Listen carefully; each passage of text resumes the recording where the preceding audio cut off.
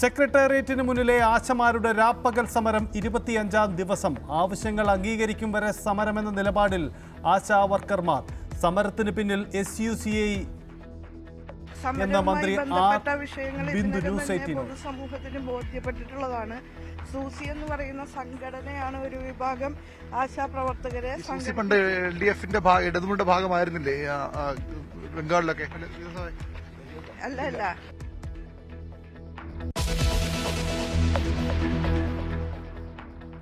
വിദ്യാർത്ഥികൾക്കിടയിലെ ലഹരി വ്യാപനം തടയാൻ എറണാകുളം ജില്ലാ ഭരണകൂടം ബോധവൽക്കരണം ഊർജിതമാക്കുമെന്ന് ജില്ലാ കളക്ടർ NSK ഉമേഷ്.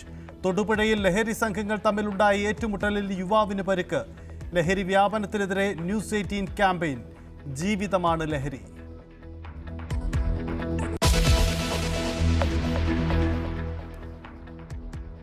ഉറ്റവരെ കൊന്നൊടുക്കിയ അഫാനെ ഇന്ന് കോടതിയിൽ ഹാജരാക്കും. തെളിവെടുപ്പിനായി കസ്റ്റഡിയിൽ വാങ്ങാൻ പോലീസ്. ലത്തീഫിന്റെയും ഭാര്യയുടെയും കൊലപാതകങ്ങളിൽ അറസ്റ്റ് രേഖപ്പെടുത്തി.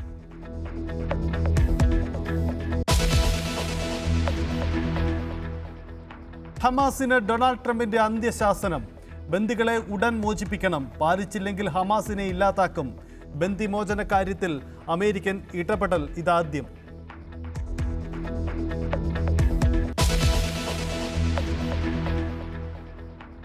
വിദേശകാര്യമന്ത്രി S ജയശങ്കറിന് നേരെ ലണ്ടനിൽ ആക്രമണ ശ്രമം. ഖലിസ്ഥാൻ തീവ്രവാദികൾ ഓടിയെടുത്തു. ജയശങ്കറിന് കവചം തീർത്ത് സുരക്ഷാ ഉദ്യോഗസ്ഥർ. ലണ്ടനെ പ്രതിഷേധമറിയിച്ച് ഇന്ത്യ.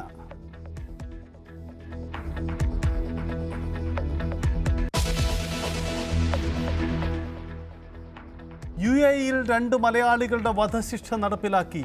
മുഹമ്മദ് റിനാഷിന്റെയും PV മുരളീധരന്റെയും ശിക്ഷ കൊലക്കേസിൽ. സംസ്കാര ചടങ്ങിൽ പങ്കെടുക്കാൻ ബന്ധുക്കൾക്ക് സൗകര്യം നൽകുമെന്ന് UAE.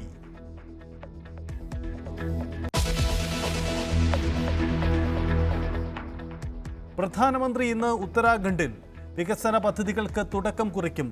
ഗംഗാ നദിയിൽ പ്രത്യേക പൂജകളിലും മോദി പങ്കെടുക്കും.